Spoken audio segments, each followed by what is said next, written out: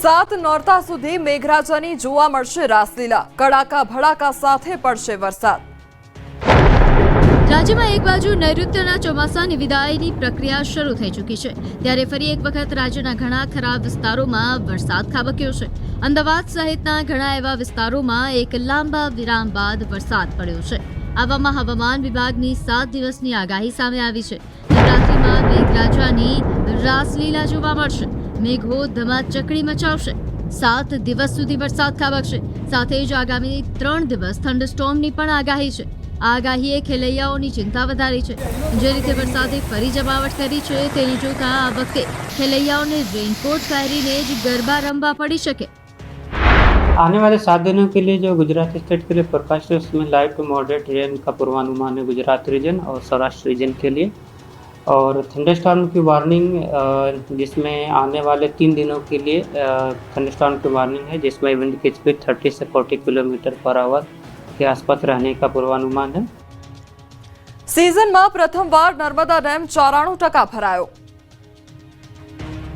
ઉપરવાસમાં ભારે વરસાદના પગલે પાણીની પુષ્કળ આવક થતા ગુજરાતની જીવાદોરી સમાન નર્મદા ડેમમાં પાણીની સતત આવક થઈ રહી છે, જેથી નર્મદા ડેમની સપાટીમાં સતત વધારો થઈ રહ્યો છે।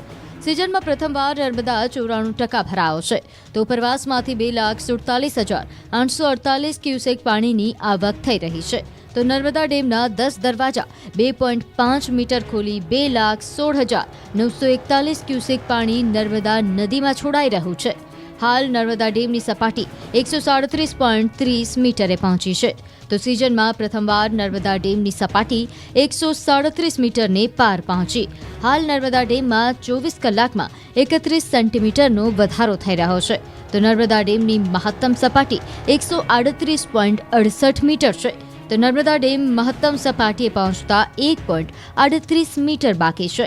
નર્મદા ડેમમાંથી પાણી છોડાતા નદી ફરી બે કાંઠે થતા ભરૂચ, નર્મદા, વડોદરાના 27 ગામો એલર્ટ કરાયા છે। ભૂંડ જેવા વન્ય પ્રાણી 25-25ના ટોળા એકી સાથે આવે છે। અમારા છોટા 8-8 વીઘાના કૈકા હોય, એક જ રાતમાં બધું ખાઈ જાય છે। 6 વાગ્યાનો આવ્યો ભૂંડા કાઢવા, 2 કલાક મેં ભૂંડા કાઢ્યા તો ભૂંડા ના નીકળ્યા। અંતે પછી મારા ભાઈ આવ્યા એટલે ભૂંડલા સાહેબ કાઢ્યા, અને કાલ રાત્રે સાહેબ ભૂંડલા આવ્યા, પ્રમ દિવસે ભૂંડલા એટલું નુકસાન કર્યું હોય ભૂંડલાની કીધી ના પૂછવા। એક પણ ઝીંડવું નથી રહેવા દીધું, કે ફાળ બધો આડો કપ્પા પાડીને ભાંગીને ખાઈ ગયેલા છે સાહેબ। આ એક ગામનો ત્રાસ નથી, મેમકા, હાંકરી, ભડિયાદ, ઝાપોદર, ખજેલી આ બધા ગામમાં નકરા રોજડા, ભૂરસર અને ભૂંડાનો જેટલો થાય કે આમ અમે તગરવા જઈએ તો અમને આમાં કડવા આવે, તો અત્યારે વન ખાતાને એટલું અમારે કહેવાનું કે આનો જલ્દી નિકાલ લાવો તો આ ખેડૂત કંઈક 2 પાંદડે થાય। વઢવાણ તાલુકાના મેમકા, વાડલા, સાંકડી, ભડિયાદ, ઝાપોદર સહિતના ગામોમાં સીમ વિસ્તારમાં ઘુડખર અને ભૂંડના ત્રાસથી ખેડૂતો તોબા પોકારી ગયા છે। સીમ વિસ્તારમાં પશુઓના ત્રાસથી કપાસ, મગફળી, તુવેર સહિતના પાકમાં વ્યાપક નુકસાન થઈ રહ્યું છે। ઘુડખરની વસ્તીમાં સતત વધારો થતા ઘુડખર હવે અભયારણ્ય વિસ્તાર છોડી ગ્રામ્ય વિસ્તાર સુધી પહોંચી ગયા છે। ઘુડખર અને ભૂંડ 1-2 નહીં પરંતુ 25 કે તેથી વધુના ટોળામાં ખેતરોમાં ઘૂસી જાય છે અને ઊભા પાકમાં ફરી વળે છે। કપાસના ઝીંડવા ખાઈ જઈ કપાસના પાકમાં મોટા પ્રમાણમાં નુકસાન પહોંચાડી રહ્યા છે। ઘુડખર અને ભૂંડના ત્રાસથી ખેડૂતોને સતત ખેતરોમાં રખોપું કરવાની નોબત આવી છે। ખેડૂતોએ મહા મહેનતે અને મોંઘા ભાવના બિયારણ અને દવાનો છંટકાવ કરી તૈયાર કરેલ પાકનો ઘુડખર અને ભૂંડ એક જ રાતમાં સત્યાનાશ કરી નાખે છે, જેમાં ખાસ કરીને નાના ખેડૂતોની હાલત કફોડી બની છે। આ અંગે વન વિભાગના અધિકારીઓને રજૂઆત કરવા છતાં વન વિભાગે કોઈ કાર્યવાહી કરી નથી, જેથી આ કાયમી સમસ્યાનો ઉકેલ લાવવામાં આવે તેવી ખેડૂતોની માંગ ઉઠી છે। આ તરફ છોટાઉદેપુરમાં વીજ ધાંધ્યાથી ખેડૂતો પરેશાન, ડોલે ડોલે પાકને પાણી પાવા મજબૂર બન્યા। એક રાજ્યના વિવિધ ભાગમાં વરસાદથી ખેડૂતો ચિંતિત છે, તો છોટાઉદેપુર પંથકમાં વરસાદ નહીં પરંતુ વીજ ધાંધિયાથી ખેડૂતો ધંધે લાગી ગયા છે। ગરમીનું વાતાવરણ સર્જાતા ખેતી પાકોને સિંચાઈ આપવું જરૂરી બન્યું છે, પરંતુ ખેડૂતોને વીજ પુરવઠો નિયમિત નહીં મળવાને કારણે ખેતીના ઊભા પાક સુકાઈ રહ્યા છે। હાલ છોટાઉદેપુરના ગામડાઓમાં સ્થિતિ દયનીય છે। મધ્ય ગુજરાત વીજ કંપની ખેડૂતોને વીજ પુરવઠો પૂરો પાડવામાં તદ્દન નિષ્ફળ નીવડી હોય તેવો ખેડૂતો આક્ષેપ કરી રહ્યા છે। તો પ્રી મોન્સૂન કામગીરીના નામે પણ મીંડું જોવા મળી રહ્યું છે. ચોમાસા પહેલા કોઈ કામગીરી નહીં કરવાના કારણે વીજ લાઈનો ઉપર વેલાઓએ કબજો જમાવી દીધો છે, જેથી વીજ લાઈનમાં ફોલ્ટ સર્જાતા વીજ પુરવઠો ખોરવાયો છે. વીજ કંપનીના અધિકારીઓ નિયમિત વીજ પુરવઠો આપે તેવી ખેડૂતોની માંગ છે. ટ્રાન્સફોર્મર નહીં બદલાતા પોતાના ખેતરમાં ટામેટીના પાકને બચાવવા દરરોજ સવાર સાંજ ડોલમાં પાણી લાવી છોડે છોડે પાણી રેડી પાકને સિંચાઈ આપી રહ્યા છે. ડુંગળીના ભાવ તળિયે પહોંચતા ખેડૂતો વેપારીઓ ચિંતિત.